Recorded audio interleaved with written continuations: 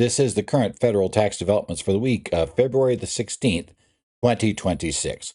Current federal tax developments are brought to you by your state society of CPAs.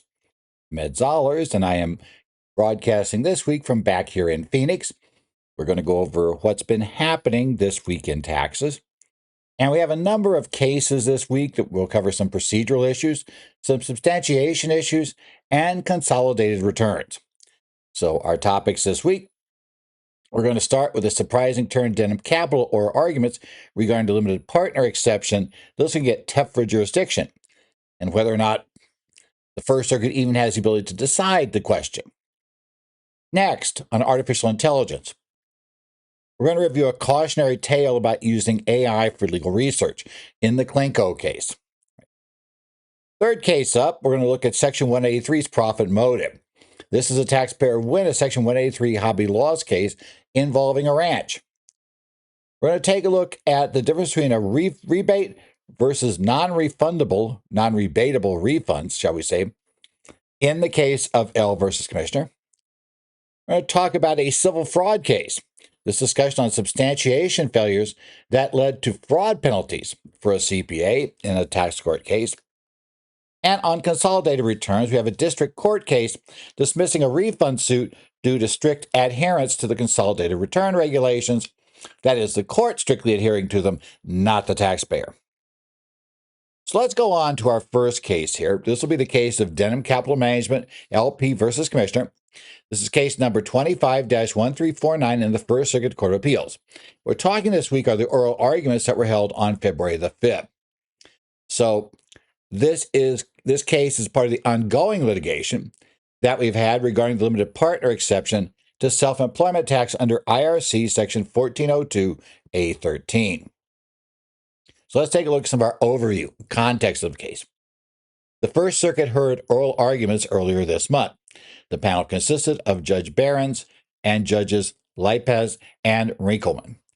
Now, the court dispute, the tax community has been closely watching this case because of the substantive split on limited partner exception. Specifically, does the exception apply based on state law limited liability, as the Fifth Circuit held in Serious Solutions, or is it based on a functional analysis of activity, as the tax court held in Sorobon? However, the oral arguments here took a bit of a surprising turn. Instead of focusing on limited partner definition, the panel spent the majority of the hour-long session on a threshold procedural issue.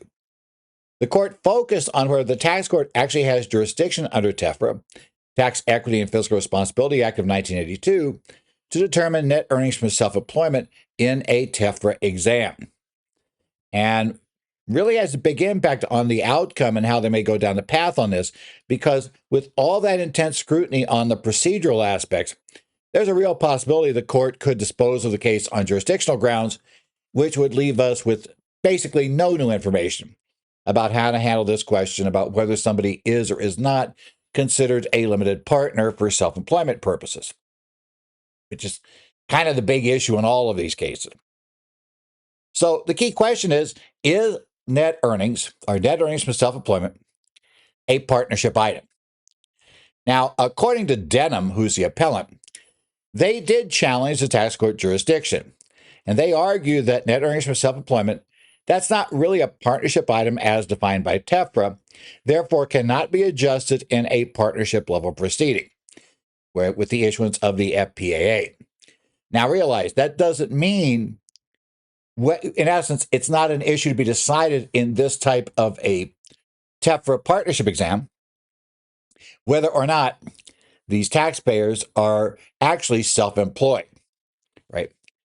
And what Denham points to is IRC Section 6231A3 prior to its repeal. Remember, this is also the quirk about if they go down the TEFRA route in this case, is TEFRA no longer applies. The TEFRA partnership rules are no longer part of the code.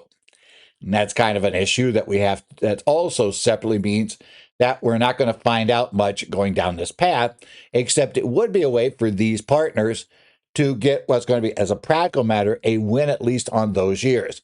May leave things open for the future, but at least on the year the IRS challenge, they'd get a win there, and you'd take the wins you can because it's probably going to be a couple $1,000,000, shall we say, as I recall the numbers here. Well, maybe not quite that high, but still going to be a decent amount of money. So going to be worthwhile to take our win. Now, in order for an item to be a partnership item under TEFRA, a provision of Subtitle A of the code must require the partnership to take the item into account for the partnership's taxable year. Now, the counsel for Denham argued that while Form 1065 requires reporting net earnings from self-employment, that requirement comes from Subtitle F, which is Procedure Administration. They contend that merely reporting an item does not constitute taking into account under Subtitle A for income taxes. In essence, Denham argued that net earnings from self-employment is a derivative calculation made at the partner level based on the partner's specific status, rather than determination made at the partnership level. And in essence, somewhat that has a little bit of attraction, although maybe a bit more if you're actually using the functional test. It seems very difficult to perform a functional test analysis truly on a partner at the partnership level. At least it seems a little more involved. It seems to be has much more involved with what the partner is doing as opposed to what the partnership is. So we'll get there. But in any event, they claim that since net earnings self-employment is at most an affected items, which only requires partnership level determination rather than a unified partnership proceeding. So that's their classification, saying tax court had no business even accepting. Listening to these arguments, they should have dismissed the case out of hand. Now, the court did push back a little bit on jurisdiction, right? Judge Lipez challenged the appellant's view that net earnings for self-employment is purely a partner level calculation. He suggested that net earnings for self-employment is inescapably linked to totality of partnership income. Logic is you cannot calculate net earnings for self-employment without first determining the partnership's income deductions and credits at the entity level.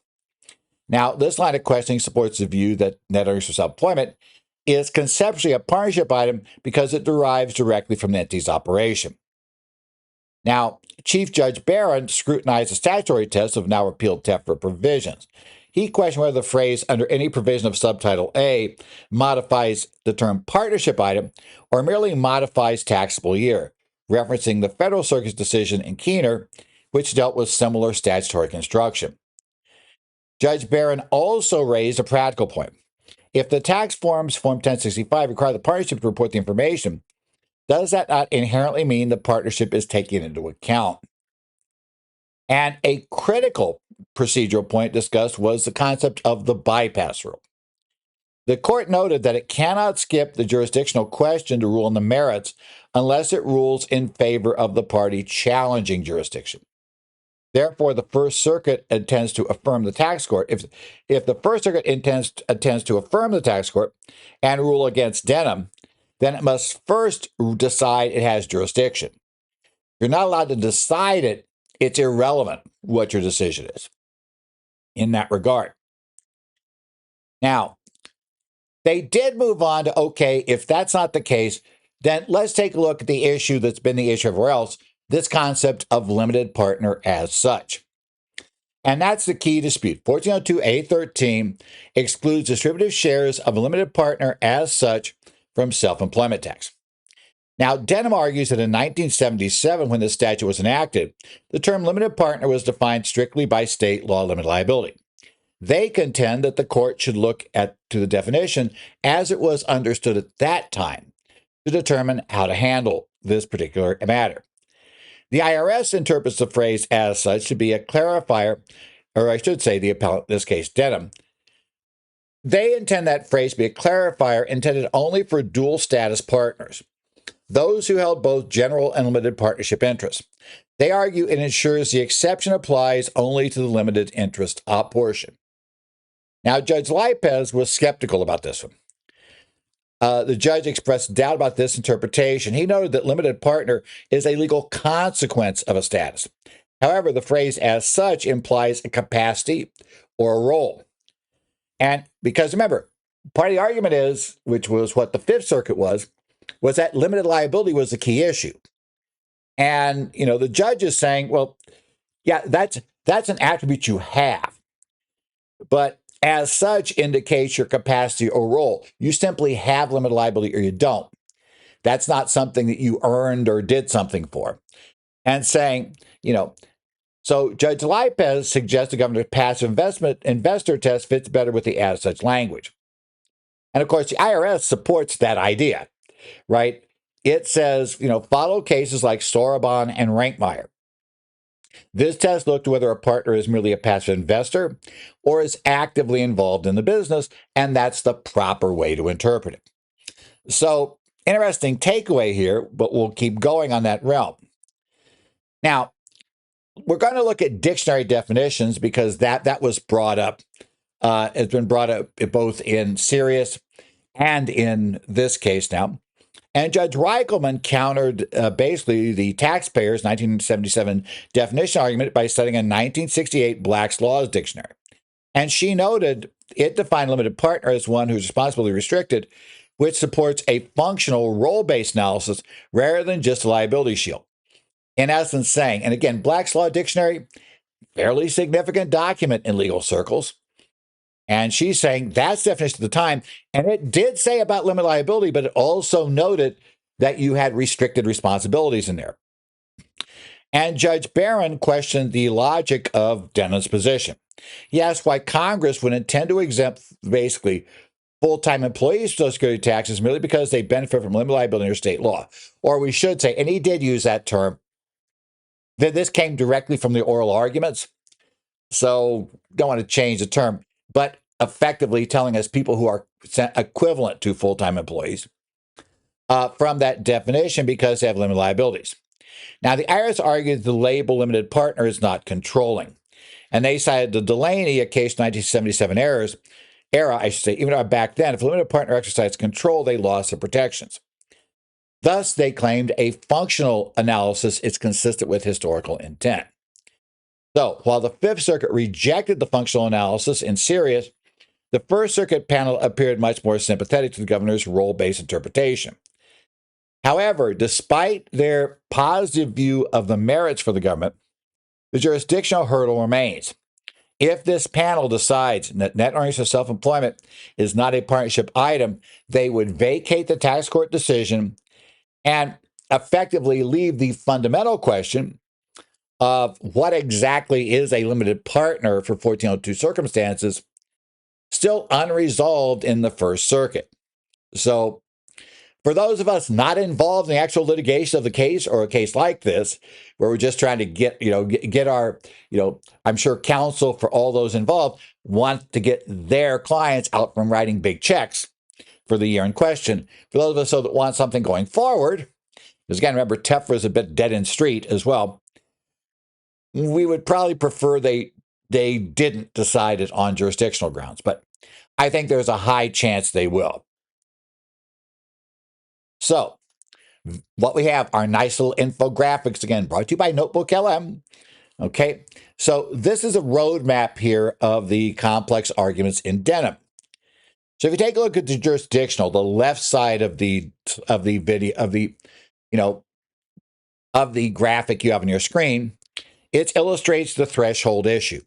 The court must decide if net earnings from self-employment is a partnership item, because those are what are decided at the entity level under TEFRA, or if it's an affected item.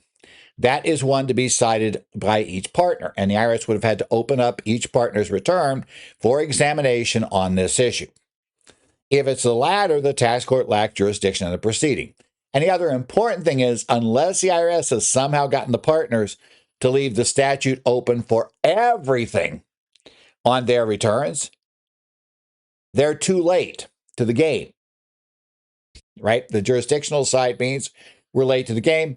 My take is that given the way that the partnership is prosecuting, that, is basically is going forward with their case, I think that year is going to be closed. I think that's going to be a win for them if they get it. Now, right, it is basically going to be the idea here of the subtitle A conflict. And as I said, we're pretty much done if that's true. Now, the right side of this deals with the substantive issue in this case. Because again, the first one is procedural. But if they go that route, because if a court doesn't have jurisdiction, It doesn't matter the other parts. They have no right to decide this issue. So the flip side of it, if they do get past that hurdle, which, I mean, the odds don't seem favorable, but it's possible if they did, then we have the two competing views of limited partner that we have had two courts say, give us enough ruling on. Under serious view of the Fifth Circuit, if you have limited liabilities under state law, you are exempt. Now, under the tax court view in Sorabon, you must act as a passive investor to be exempt. And please remember, Sorabon is a published tax court decision. As of this instant, as I'm recording this today, if you're in any circuit except the Fifth, your clients have to understand that they do not have an ability to go to tax court effectively to challenge this.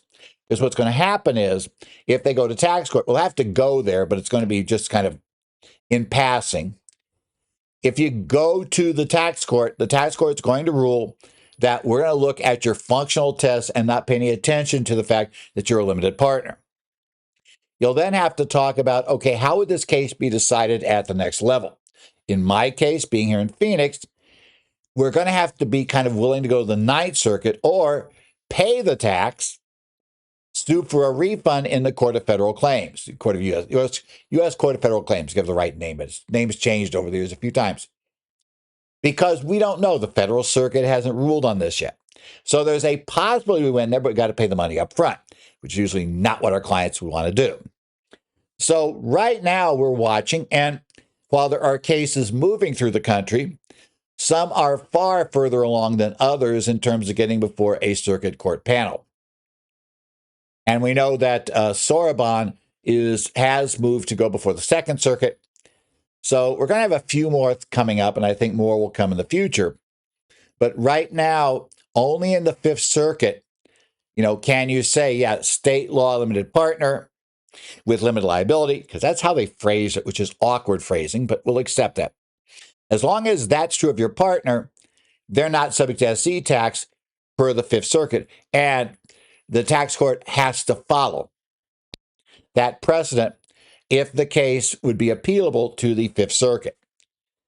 But, if you're not in Texas, Louisiana, and is that Mississippi is in the mix too? If you're not in one of those states, we're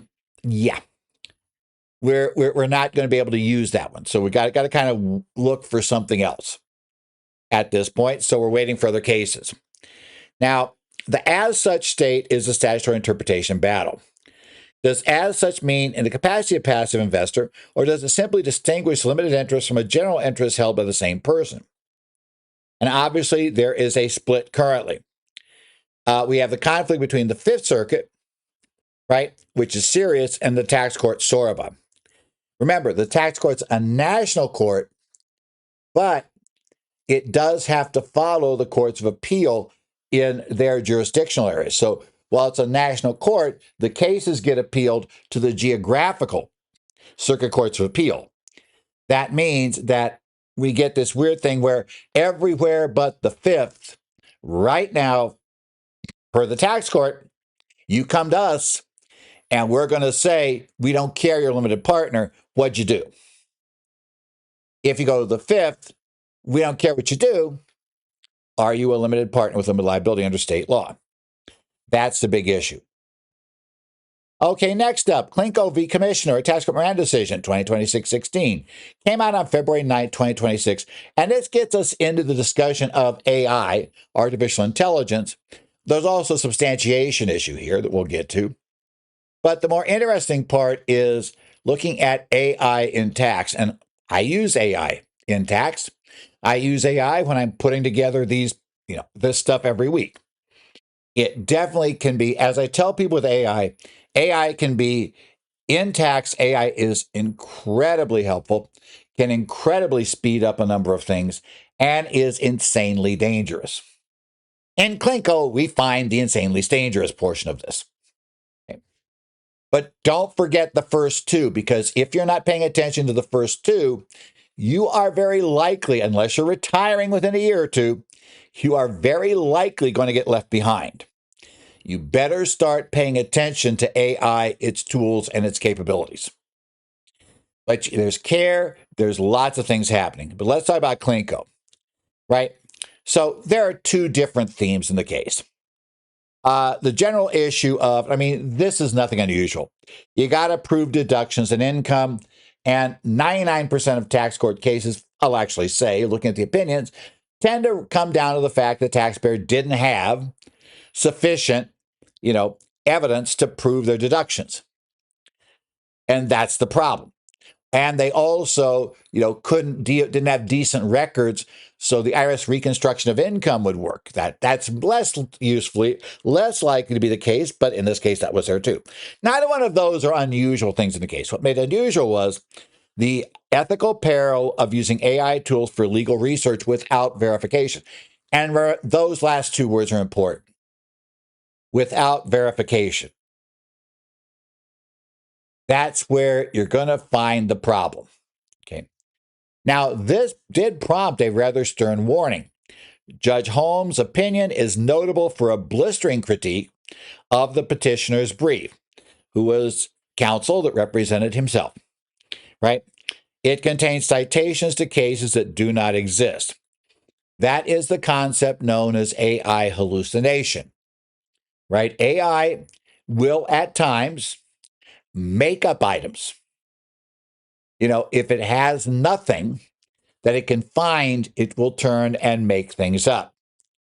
So this case involves, right, an attorney and entrepreneur who operated a law practice and a restaurant, Med Cafe, like a perfectly good combo.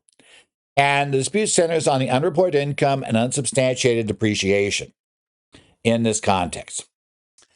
So let's go on to what the judge called the AI souffle, right? Now, the issue was that the taxpayer raised procedural challenge against the validity of notice of deficiency. They argued it was invalid because it lacked a wet pen and ink signature from an IRS employee, instead bearing a digital or delegated signature. Now, in his brief to support the argument that the physical signature is required, the petitioner's counsel submitted a brief citing three specific cases: Cachillo versus Commissioner, Miller versus Commissioner, and TEFRA versus Commissioner.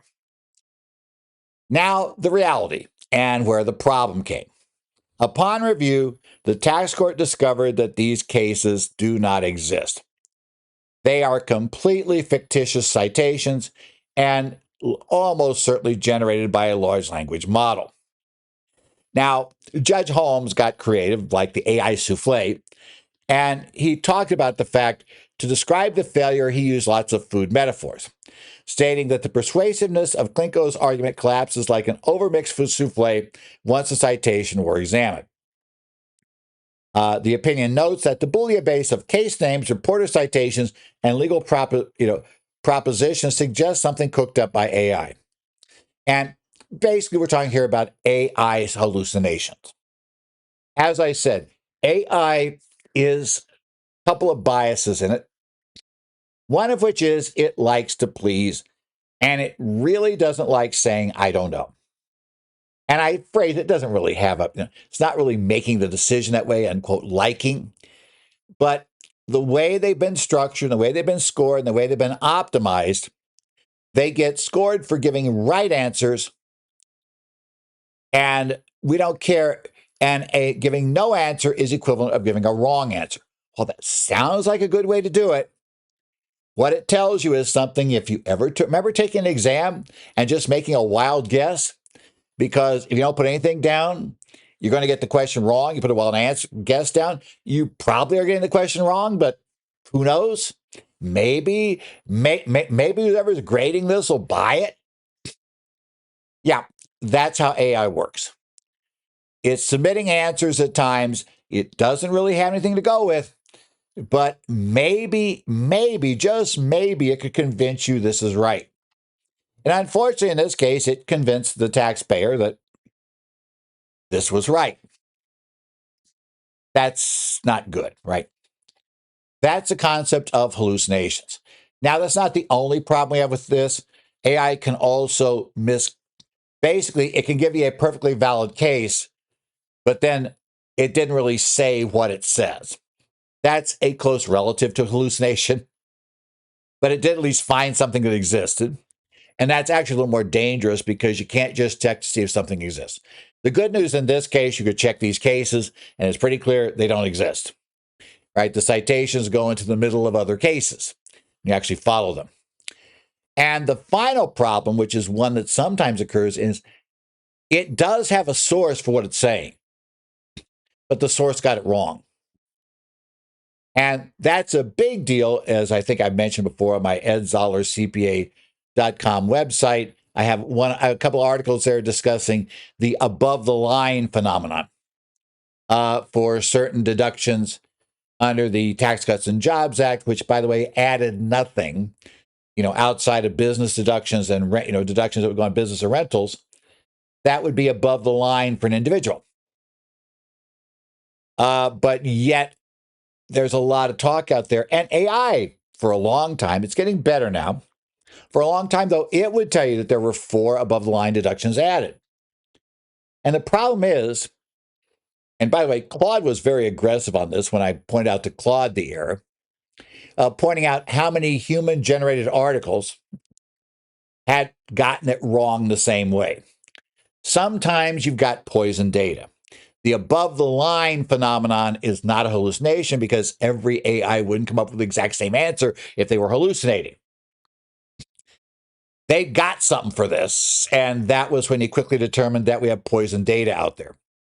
There are things coming from apparently very reputable sites that simply screwed up the analysis and call these deductions above the line because they read the part that said you get them whether or not you itemize, and they go, wow, that means they're above the line. As we know, no, it doesn't. So that's kind of where the issue comes in. Okay. Now, here's what the court did. They investigated citations provided. For instance, citation provided for Cachillo, right, which got the citation of 130 TC 132. 130 tells you the volume, right? It's a tax court's reporter. And 132 is a page number. And it's put you in the middle. If you actually go get that and look at that page, you'll be in the middle of an unrelated case, Porter v. Commissioner. It has nothing to do with this.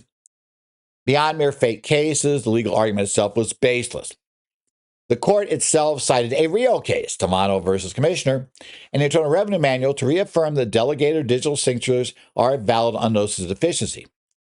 Now, the judge explicitly referenced Federal Rule of Civil Procedure 11B. It requires attorneys to certify their legal contentions are warranted by existing law. That's nothing new. That's been around way before AI. And one thing it's telling me, which is probably maybe not surprising because I've talked to certain, law professors and things like that, or other similar backgrounds, who have noted that people are way too trusting of third-party sources for legal research. And I suspect that there are a lot of cases that if you actually track them down, somebody put a citation in there and they took it from an article, maybe a BNA tax portfolio, something of that sort, their tax reporting service. But they never actually looked at the case to make sure the case said what's being claimed. And sometimes those sources get it wrong. You need to check third-party citations, period. 11, and now I know 11B only involves for civil cases in the courts, and you're not doing that probably. But bottom line, this has always been the law. This is the toughest thing I'm getting through to people. AI is not unique in that area. AI is unique in the fact that it may be more likely to throw this up, but you're in the same bit of hot water if you used let's say, I don't know, there was something got by the editors in the Federal Tax Coordinator, and you cite a case that totally doesn't exist, or has nothing to do with the matter in front of you. But you cited it, because you just got to that page. Now, one of the first things I was taught early on in my tax career was Research does not mean reciting editorial materials. Right.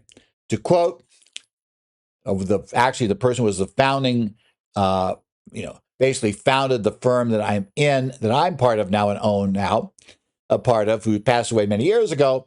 But his line was simple. Wolters Kluwer's, and at that point, RIA, right? So let's say CCH and RIA, now Wolters Kluwer's and Thomson Reuters, are not listed in the U.S. Constitution, and their editorial commentary is not considered to be valid. Ultimately in the courts, you have to go back to what they're supposed to help you interpret. They are pointers to valid. They are pointers to hopefully valid information, and that same thing is true about the AI. But it's still up to you to go look at the actual stuff they're pointing at. Don't just cite from the editorials. And I have said that for years, and that's why the AI to me makes much more sense. Because I'm not using it any differently than I use the other stuff. I question. If you're not questioning it, you will get burned. But that's true if you're just not questioning any third-party source. Okay? In any event, as the court said, submitting a brief for fictitious case law is a recipe for sanctions. It's a recipe for a malpractice case. If let's say you're representing somebody at the service and you're pushing a case forward, or you took a position on a return, and it turns out you based it on what's just a non-existent support. You're supposed to catch that, right? So this case is an alert for practitioners. While the court did not impose sanctions in this specific instance, because it's really the first time the tax court's dealt with it, it did make clear that AI-generated research must be rigorously verified. And that is true even if you're never going to court. You're using AI research, you must verify it. But I'm going to add to that if you're using any third-party product. If you're not going directly from the primary sources, and more importantly, you're also not verifying that those primary sources have not been overruled by later changes in the law, or changes, or basically overruled with a court appeal, yeah, that's part of our job, whether we like it or not. Okay? Now on to the more mundane parts of this case. The IRS reconstructed the income from the restaurant, Med Cafe, using the bank deposits method and information return processing data. So in Form 1099 Miscellaneous and 1099-K. The audit revealed a massive gap between reported gross receipts and third-party credit card sales data reported to the IRS. We're just kind of short $2.3 million. Penny change, right? Now, the taxpayer argued that the deposits were not income, but were capital contributions from personal funds or loan. But the problem is the burden's on the taxpayer here. They had to show deposits were non-taxable. While the IRS conceded $82,000 in substantiated capital contributions, the rest are deemed income because they couldn't support it. You say, that's all capital contributions, right? Judge Holmes noted that an email without more is insufficient proof of a loan or contribution. He also dismissed the argument that a money-losing business cannot have unreported income. He said even money-losing businesses can underreport their income, right? That's it. You can't just say I'm losing money, so it doesn't matter because, well, then, yeah, it does. That's not good enough for your argument. Now, also on deductions, the taxpayer claimed $56,798 depreciation on Schedule E for 2 rental properties in Pasadena. The taxpayer failed to produce invoices, closing statements, or any records establishing the basis or placed in service dates for the property. The prior returns aren't good enough to do this, guys. Bottom line. I know he bought it 10 years ago. That's outside statute. No, it's not, because we need that for proof of the deduction this year. And as I want to tell everybody, remind you of this, the statute only limits what years they can collect tax from. It doesn't limit how long ago they can look for information. If you're claiming depreciation today for a building you acquired in 2005, despite that being 20 years ago, if it's a commercial building, you're still depreciating it. You got to have the information from the purchase back in 2005 to establish the basis today. That's got to be part of your records. Be very careful telling clients they can get rid of everything after 4 or 5 years, 6 years. Clients want to hear nice, easy rules like that. The rules aren't that easy. Anything that could impact a return that we're still within the statute for the IRS to assess tax, we need that data. And I mean anything that could affect how you compute the tax here. That can include NOL carryovers, which also means that could go way back. Because you got to prove not only that you had the actual NOL in the year it was incurred, which really means I got to be able to do everything for that return, but I also have to show it's never been absorbed, which effectively means I got to be able to prove the correct income for every return, every year, all the way up to what I'm claiming today. And if you think that's crazy, and nobody has to keep that much data, court never enforces it. Court enforces it. There have been numerous cases over the years where NOLs are thrown out, right? Okay. Now, his defense was that they claimed the same depreciation deduction in a later tax year, and the IRS had not disallowed it then, right? The court said, I don't care, citing IRC 6001 and Section 167A. Basically, the court reiterated taxpayer must substantiate base and useful life, and the fact the IRS didn't challenge you another year doesn't matter. It's like defending your speeding ticket because, I've driven down this highway, for 5 straight days. I went down this area. I've been doing this week. And finally, here on the 6th day I drive, you stopped me. Well, that's illegal. You said it was okay. No, I didn't. I just didn't charge you. I did now. As the court noted, what you're asking for there is the audit lottery defense. And the court ruled that whether Klinko claimed the depreciation in a later tax year is no proof he was entitled to depreciation in 2015. The fact the IRS didn't challenge you really doesn't matter, right? That's not the issue. So now we have our souffle. Graphics, you knew a souffle had to come out of the graphics, right? Yes, we have our AI souffle, right? The real issue here is legal ethics and AI hallucinations, right? And the recipe for sanctions. It is really, really, getting into this background. Remember, the unsigned notices, which was this whole fight over this, they're valid, right? There was a massive amount of underreporting. So $2.2 to $2.3 million because 2.2 says 2.3, but we did reduce that by 80,000. So 2.2 million, right? In those receipts, it breaks down the source of unconstructed revenue, 10.9K, over 2 million, estimated cash receipts, and it reaffirms, the bank deposit analysis burden of proof. The taxpayer must prove deposits are non-taxable capital contributions. Klinko failed to do that. So, end of the day, the souffle didn't hold up very well. Next up is Kolar versus Commissioner. Tax Court Decision 2026-15 decided on February 9th. Now, this is a taxpayer victory regarding hobby losses under Section 183. Section 183 hobby loss disputes are common when taxpayers have dual purpose activities like ranching that generate consistent losses offset by other substantial income. And this case is a roadmap for defending such deductions. It shows us that even with troublingly large losses and high outside income, the taxpayer can establish a profit motive if they conduct it with activity, professional rigor, and business-like intent, which does include being realistic about when you want to, basically have to kill it off and say this thing's just not going to work. That's also one of the problems we run into. A key issue I've noticed with clients, if they have a hobby loss problem, they start getting overconfident because the IRS has never challenged it.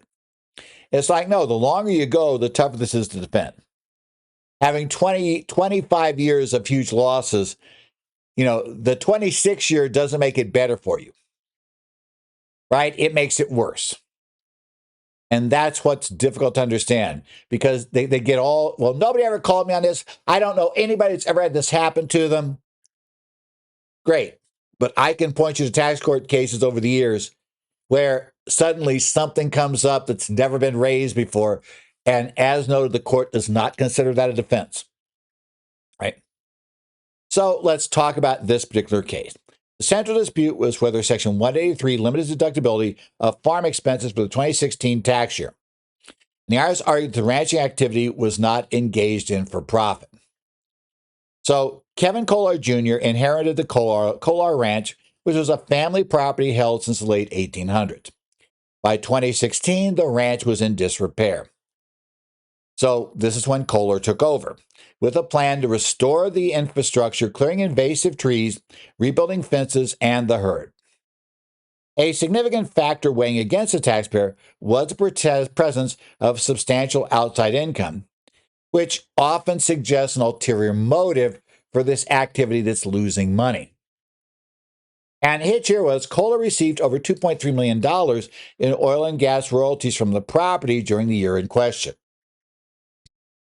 So is he really doing ranching work, or was he simply doing something he found enjoyable that, he then could basically have subsidized by the tax savings of, not having to pay tax on the $2.3 million or parts of that because it's going to offset it with these losses.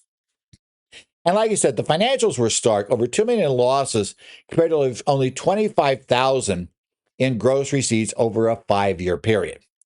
Let's say the ranch was not very successful, right?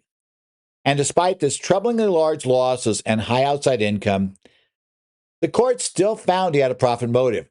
It's not absolutely hopeless, even in a case like this, but you have to understand why Kolar prevailed. And that's important in this case. Now, first thing he did fail at. Kolar attempted to aggregate his activities. He argued the activities should include the cattle ranching, the appreciation of the land, and the oil and gas royalties. Now, this would have offset the ranching losses with the oil profits. And, the theory is that it's profitable. Not hugely, but it's profitable. Now, the court rejected this aggregation. Citing Young versus Commissioner, Tax Court Decision 2025-95, the court noted that land appreciation is generally a separate activity unless the farming itself is profitable enough to support holding the land.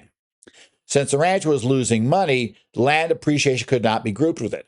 In essence, just let it, you're not really adding anything to it by farming it. Right? You'd have been, if the appreciation of the land was what you were mainly going for to make money, you didn't need the farming. Right? Now, if the farming itself is working, then we got a little different rule. Right? The court also ruled that oil and gas extraction is fundamentally different enterprise from ranching. Despite they are geographically in the same area and they shared roads, they are simply distinct undertakings. Right? You got to separate those two. They're wildly different things. Consequently, the court isolated the ranching activity generally as a specific activity to be tested. Kolar had to prove a profit motive for the cattle operation standing alone. Remember, these operations that effectively had $2 million of expenses over 5 years and only $25,000 worth of income. That ruling looks bad. That makes it look dark for Mr. Kolar. Okay, but here's where things came in. The court found that Kolar operated in a business-like manner. He maintained a separate checking account. He had a rigorous record-keeping system managed by his wife, including daily logs and monthly spreadsheets. And by the way, it's pretty clear they're being done at the time. And the lack of a formal business plan was excused because his credible testimony outlined he had a clear plan for herd restoration. You could ask him detailed information. You got consistent answers that were well thought out and that made sense. So there was a business plan. It just wasn't written. Expertise. Kolar held degrees in animal science and biology and had lifelong experience on the ranch. The court rejected the IRS argument he lacked economic experience, noted that he understood market pricing. Time and effort. Kolar was not a dilettante, basically just sitting out there and, who just did it, for dressing to look good. He worked full-time on the ranch. He performed hard labor. He didn't just basically sit there and watch things happen, with having hired people do all the stuff that might be, not as much fun, right? Difficult. And he just got the good stuff. Now, the IRS claimed, and this is also something that's very key, that this ranch was for personal recreation. And that quite often is, that's a fatal pairing. Lots of other income to allow you to do this, and it's something that's really enjoyable. But the court in this case dismissed that, noting Kohler didn't ride horses for fun or attend shows, right? Explicitly stated that training his children to take over a family business is consistent with a profit motive. That's not personal pleasure. They're saying they didn't see any personal pleasure. They didn't see any use of horse that wasn't consistent with running a ranch and training his kids to take over a ranch that had been in the family since the 1800s. So, while all of that, now you change those facts just slightly. You have somebody who had hired help take care of all the stuff that was not fun, and he just rode horses, didn't actually do any ranching work on horses, but he rode horses because it looked good. He got pictures, right? And if that's all he did was rode horses, went to shows, that's a very different fact pattern. You've got to be very understanding about where you're going to have the positive versus the negative factors here. What were the factors against? And there were some. And the conclusion that losses were substantial, right? And the court admitted this was troublingly large, which tells you even with this, he's teetering on the edge, right? The court accepted that the ranch was in startup phase. That's huge. In essence, that big of losses suggests normally that you would be thinking of shutting it down. But then if you think about that, since we just had an AI section, OpenAI has had nothing but, just absolutely absorbing cash left and right. But they're so far not talking about shutting it down because it's in the startup phase. This one's in the startup phase revitalization. And there were unforeseen setbacks. There was Hurricane Harvey, there was a COVID-19 pandemic, and a big winter storm in 2021 that essentially helped explain the losses.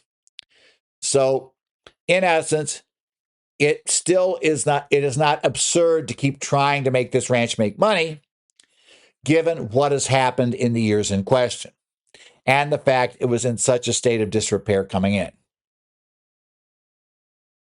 And financial status, this was the largest factor that weighed against him.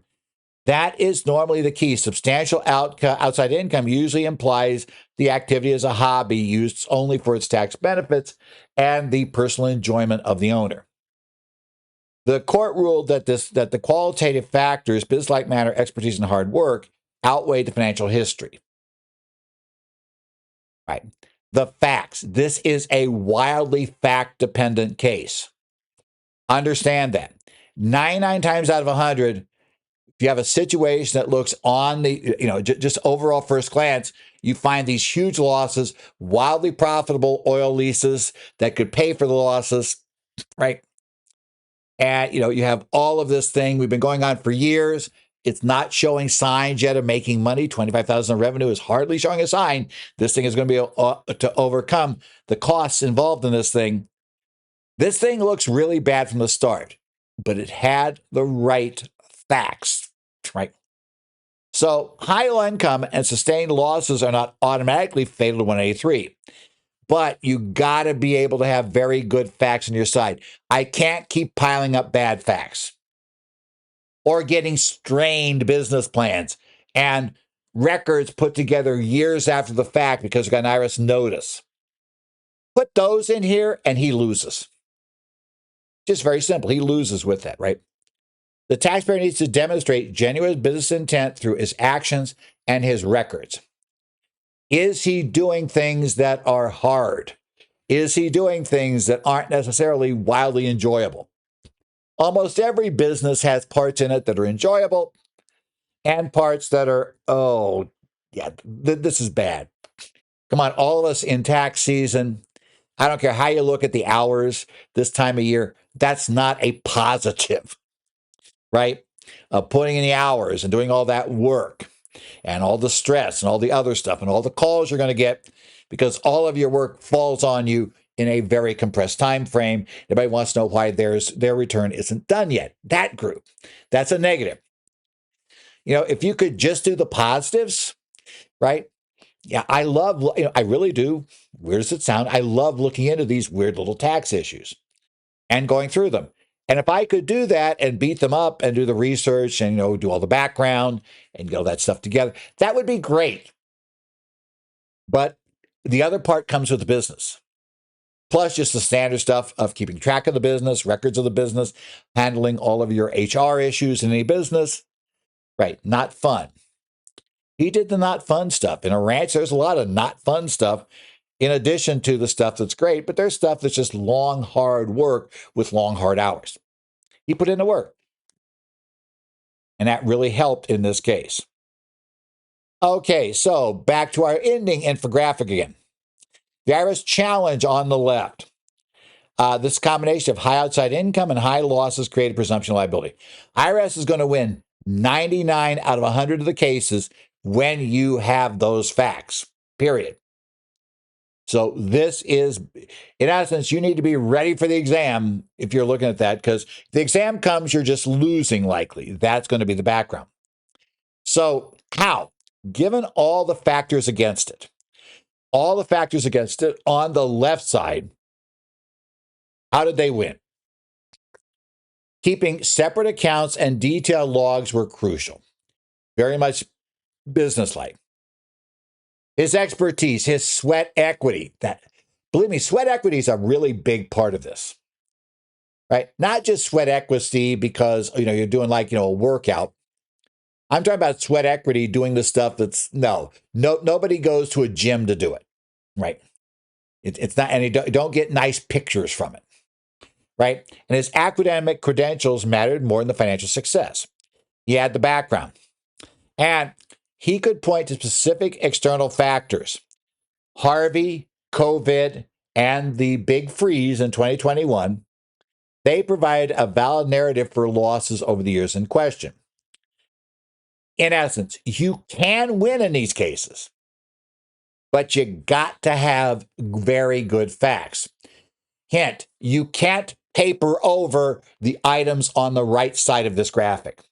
If you're merely papering them, and that's what people try to do, you merely paper over by doing records late, by having you go back and try to reconstruct things at the last second. Right?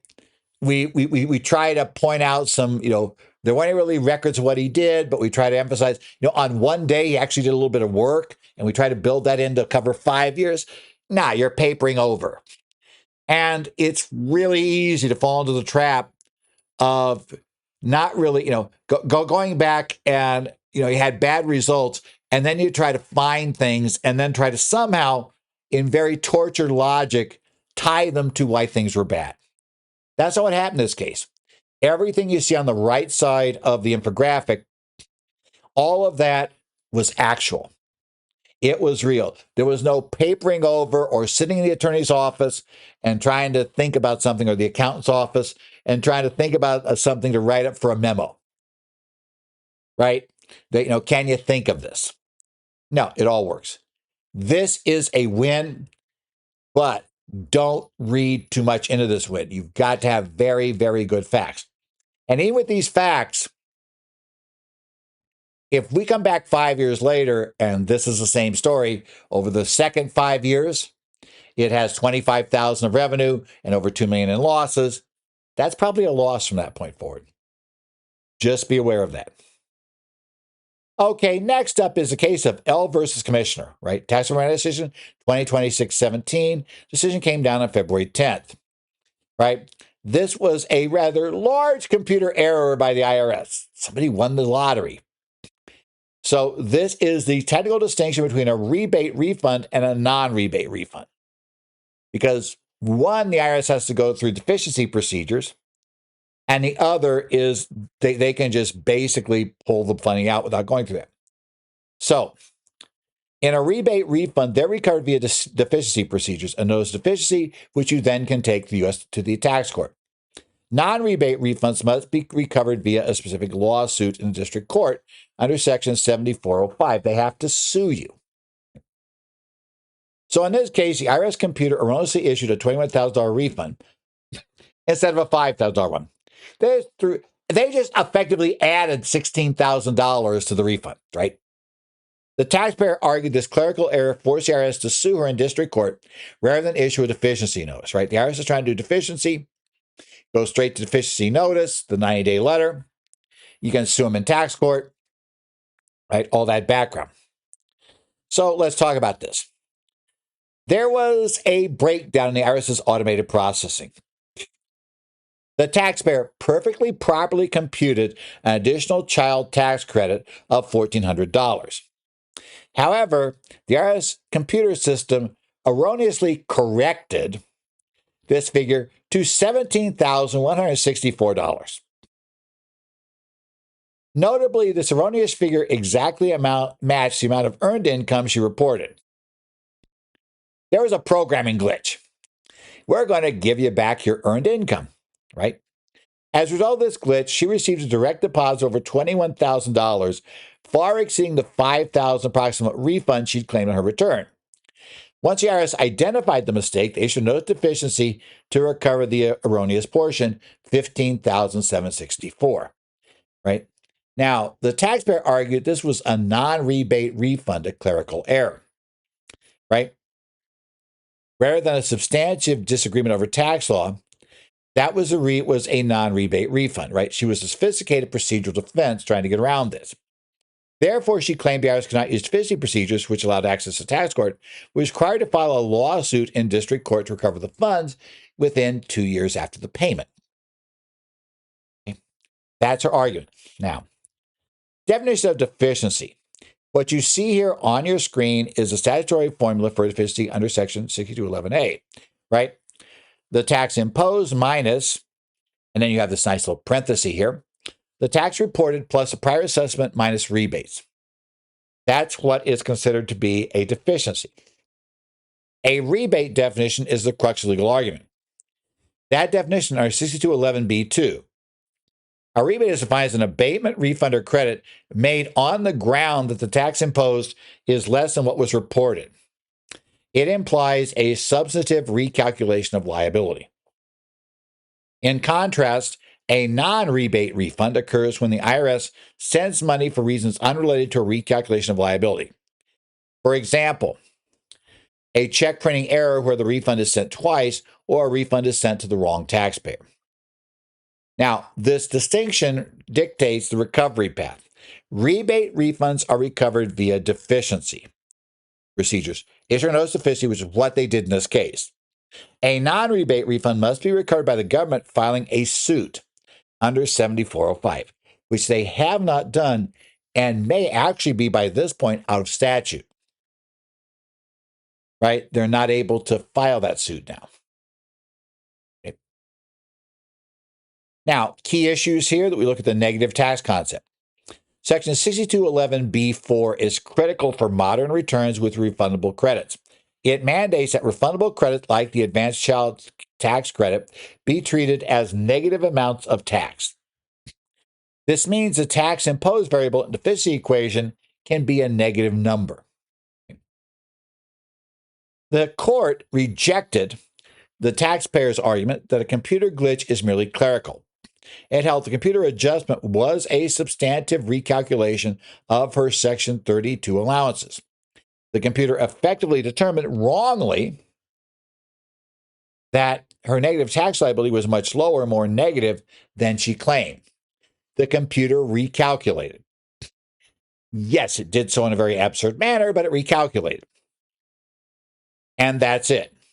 And the tax court dismissed the attempt to distinguish between clerical and substantive errors. The statute only asks if the refund was made on the ground that the tax imposed was less than reported. The motive or mechanism, human versus computer, doesn't matter. The IRS recalculated her tax, claimed she got her tax wrong. It didn't issue the same refund twice. It didn't send her somebody else's refund. That's negative tax. So the calculation and the final holding, the tax imposed was a negative $4,313. This represents the correct negative tax liability based on her actual refundable credits reported on her return that she properly computed because she reported that. She did her return right. She reported it right. The problem was the government decided to essentially tell her she was wrong and basically increased her negative tax by $15,764. Because the IRS computer recalculated her credits to justify this payment, it legally qualifies as a rebate. So the formula, the tax imposed minus the parentheses, the tax reported minus rebates test. Looking here, the deficiency equals the negative 4313 minus parentheses, the difference between the negative 4314 and then the total of those two. That'd be 4313 minus 20,077. And that means deficiency is 15,764. Mathematical application of the statute proves the deficiency exists. And since it was a rebate, the notice of deficiency was valid, and the tax court had jurisdiction to hear the case and rule for the IRS, which they did. Again, our nice little graphic to close it out. Right? Rebate refunds are described in the upper left. You see there. This is a substantive recalculation of the tax, even if erroneous. Right? They are recovered via deficiency procedures, a notice of deficiency. That's your structure. Non-rebate refunds are on the right. They're based on clerical errors unrelated to liability. That is a duplicate check, the same check sent out twice. These are recovered via refund suits under Section 7405. And in essence, the case study data at the bottom center highlights specific numbers from this case. The erroneous overpayment was $15,764. The IRS replaced the $14,000 credit with a $17,164 earned income figure. And the key takeaway from the case is the mechanism versus substance point is crucial.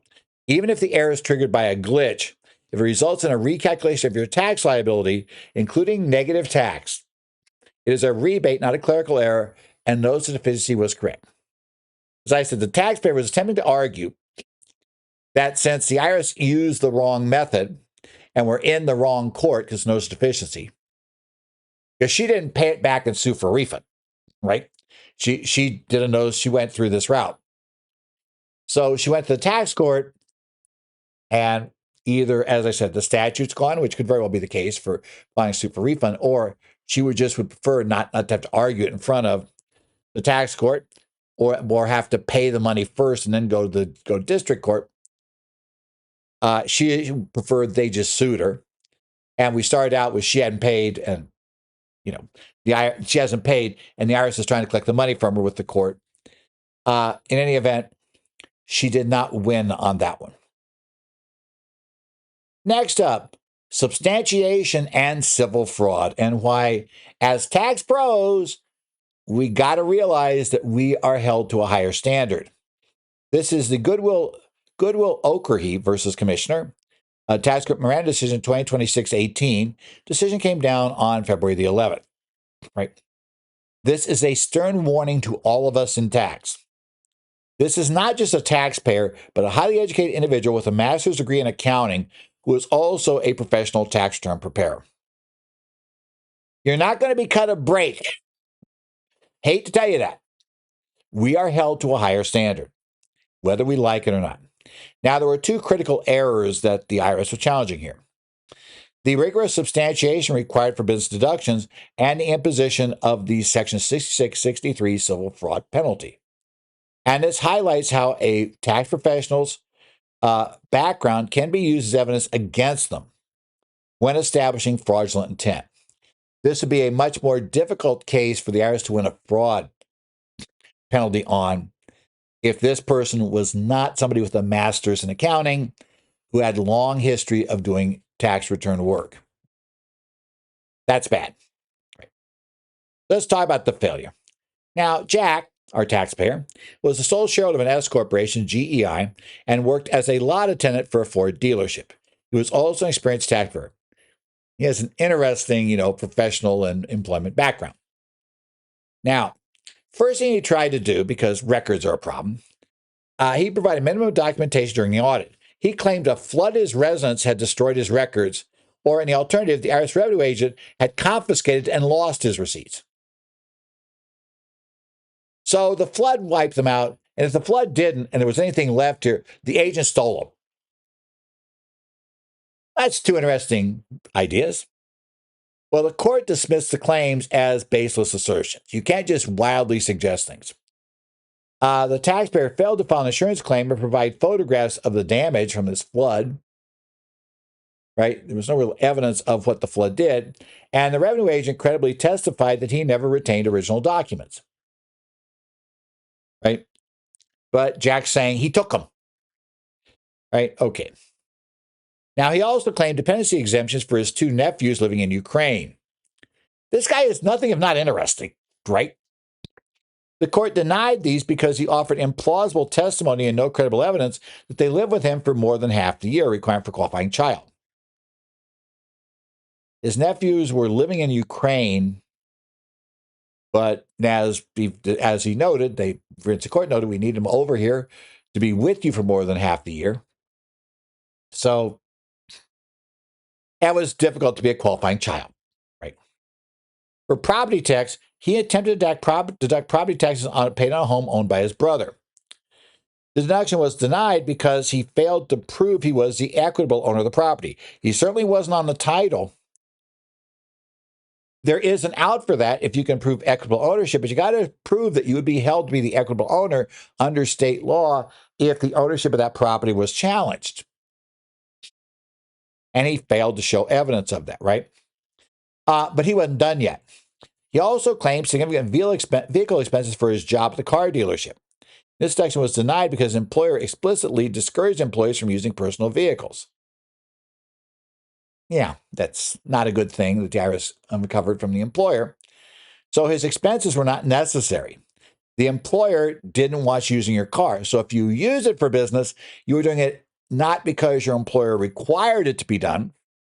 They had other ways you should handle it. You just didn't do it. So we're losing that. Finally, his S Corporation, GEI, claimed bad debt deductions for unpaid fees. Okay, cash basis business claiming bad debt deductions. Because GEI, guess what? It was a tax basis taxpayer. Cash basis, I should say. You can't deduct a bad debt if the income was never included in gross income in the first place.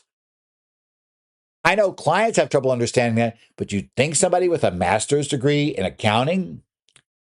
Yeah, it's tough to think plausibly why he thought that was allowable, right? He also claimed deductions for day laborers, but he couldn't provide any names or Forms 1099.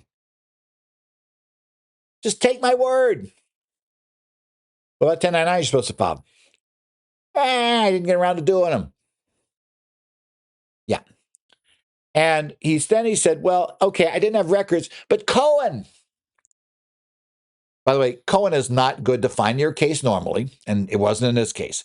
The court refused to estimate expenses under Cohen. You've got to have a reasonable basis in the evidence to estimate expenses. And Judge Nega noted that estimating expenses without any evidentiary basis would amount to unguided largesse. In essence, I'm just giving you stuff, and we don't have any idea to know what it should be. Sorry, no deductions. They're out of here. What about the fraud penalty?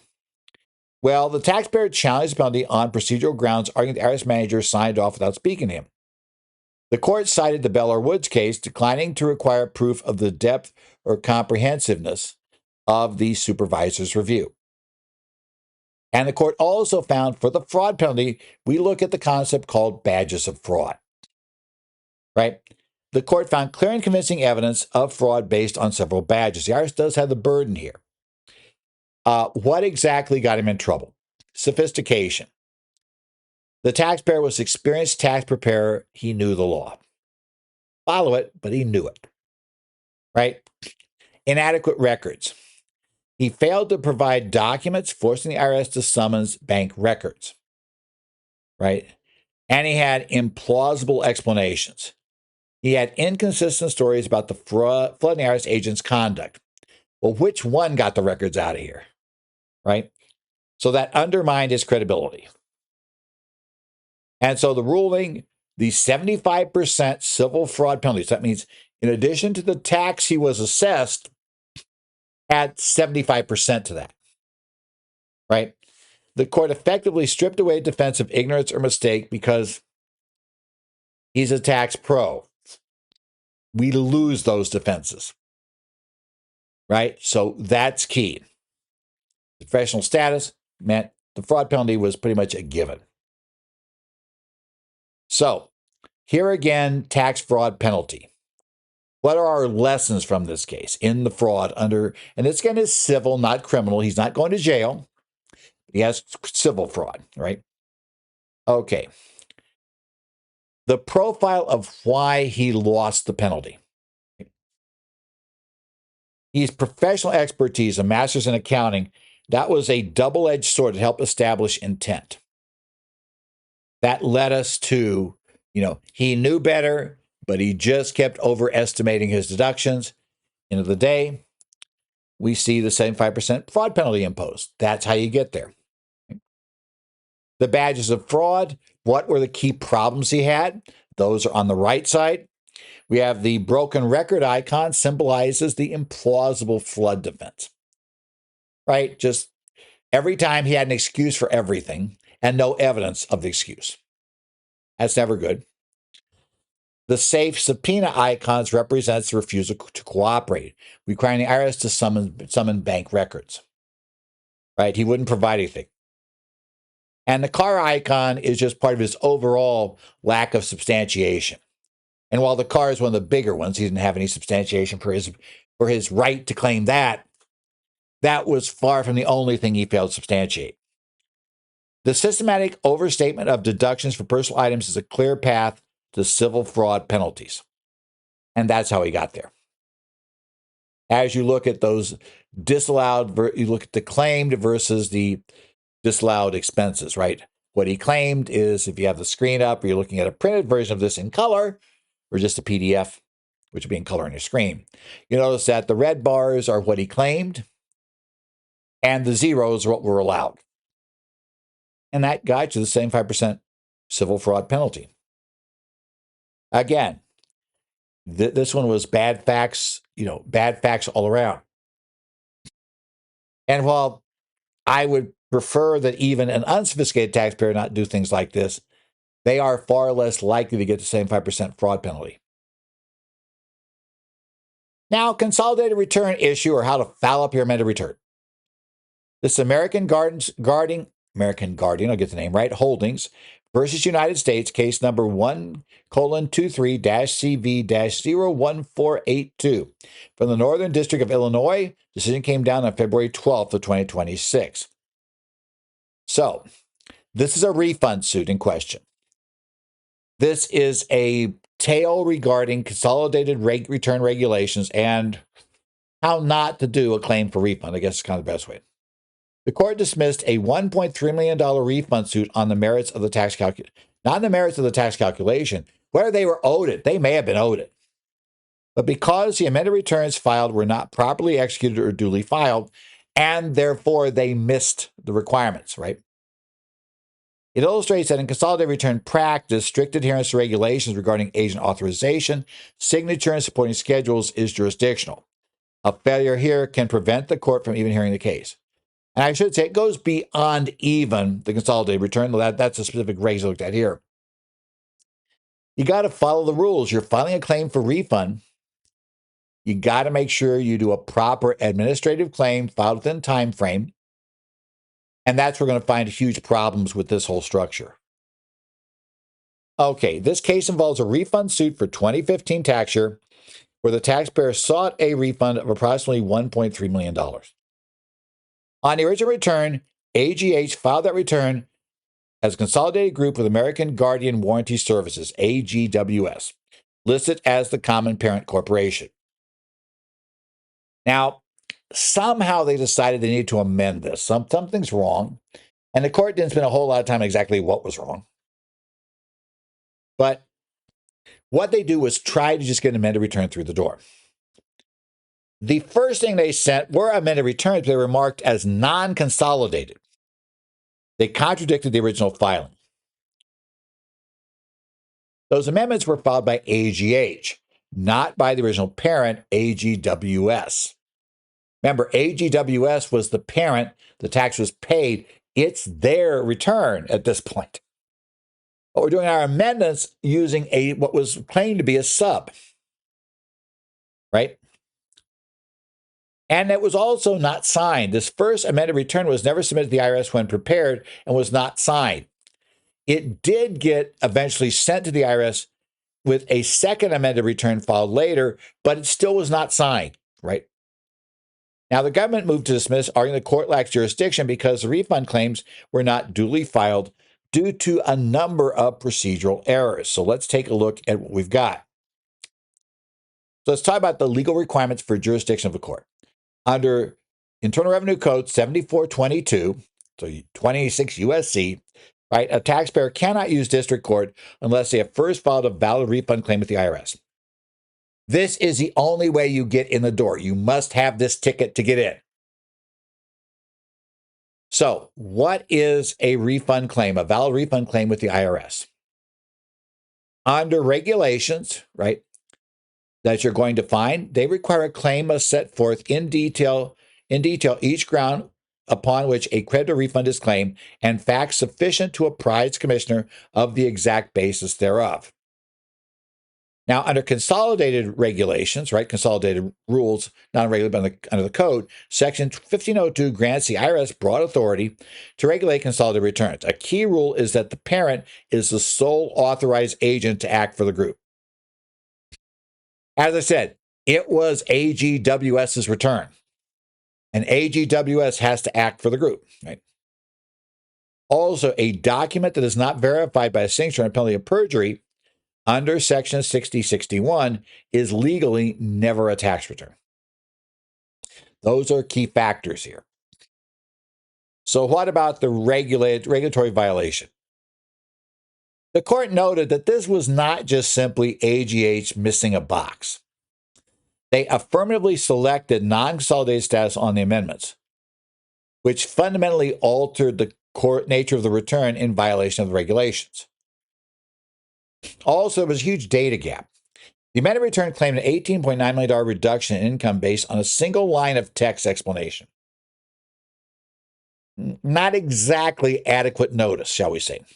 It failed to attach amended consolidated financial statements or identify which subsidiaries are involved, making it impossible for the IRS to even attempt to verify the claim. Just, hey, you know what? I need $18.9 million overreported my taxable income by overreported my net taxable income by $18.9 million. And I'm not telling you if it's too little income, report too much income, if I report additional expenses. I'm just telling you that's what it is. The signature. While the second amended return was signed, the attached first amended return, which contained the bulk of the calculation, was not. And the court ruled the signature on the second return did not attest to the truth of the attached unsigned document. Therefore, that was an unsigned document when they did their second return. And also, the problem is, since AGWS was the parent, only it had the right to file an amendment, not AGH. So as the court said, this was not just a single minor foot fault. This was a series of rather significant errors. And eventually the clock ran out. Right? Now, what happened here was the taxpayer argued for substantial compliance, arguing under the Florsheim decision, right? The IRS had enough information to figure it out. The court said, you got to be kidding, right? These errors are fundamental. Failing to sign a return, filing as the wrong entity, and flipping the consolidated status went beyond mere little technicalities. I mean, they got no clue what's going on here, right? The court explicitly stated the IRS is not required to piece together information from different filings to figure out what you're doing. You must file, generally you need to follow the instructions. And while, you may argue that you kept the statute open to perfect a claim sometimes if you've done adequate work, which wasn't really going to work well here, but that had been your claim. But they didn't do that, went straight to court, right? So the case was dismissed under Rule 12b-1 for lack of subject matter jurisdiction. There was never a proper return there. Even an informal claim for refund, you're going to take that up or, when you're trying to do a protective claim, you're going to take it up to the corrected thing eventually. And then the IRS either accepts or rejects the claim. But here, the IRS simply claimed you never actually filed one. And, we're going to kind of reject your final attempt as untimely.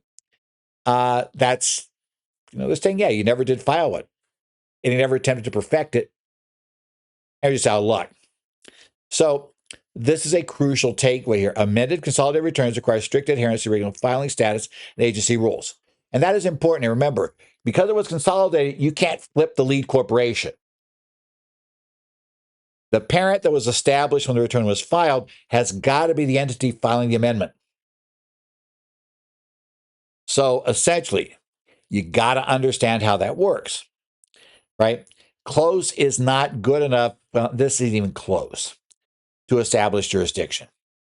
So again, with our nice little graphic here, the fatal filing errors, they were many, right? The first, one that was missing signature was just invalid, period. The $18.9 million adjustment just claimed on the second one without supporting financial statements was incomplete. We had no idea where the number came from, right? And switching from consolidated to non-consolidated without explanation also is not going to be anything that's going to be allowed, right? The legal ruling was on the right side there. The court cannot hear a case if the claim was not duly filed. The court said there was no duly filed claim. As such, you don't have the ticket. Your ticket's invalid to come into this courtroom. As such, it's dismissed. And since we are almost certainly past the time frame, in fact, I know we are, the case tells us that, past the time frame for them to file a proper claim for refund with the IRS, you're out of luck. You're not getting that money back. Right? So the timeline at the bottom shows the progression from the original 2015 return to the botched amendments ending with the dismissal. Right? That's basically when we got into that, right? We finally got a third amended in 2020. That was after the statute closed. And that was also done on a fundamentally different concept. Now, I suspect somebody thought it should be done. They decided to try to get something in there. They tried to do it quick and dirty. Eventually, by 2020, they may have actually had somebody competent in there who figured out what was done, what this should have been done, how this should have been handled. But they were too late. That's how it goes. So again, this has been the current federal tax developments for the week of February the 16th, 2026. My email address is on the final slide, edzollars@currentfederaltaxdevelopments.com. You can email me there with some quick questions about this. I also do follow the Connect groups for the Arizona, New Jersey, Idaho, Illinois, Washington, etc., and Minnesota societies. So you have questions there. If I see something I think I might be able to help, I'll try to answer back. But otherwise, hopefully your things have been working fine. Hey, the flood starts now because the brokers all have to get their stuff out, right? Or at least their stuff, and then say that they may be updated later. So I don't know about you, but the brokerage final consolidated 1099 started arriving last week, and the returns started arriving, right? We went from having very little in the office to having a flood of things in the office. So probably I suspect a lot of you are there. We will try to keep this up during tax season as best we can.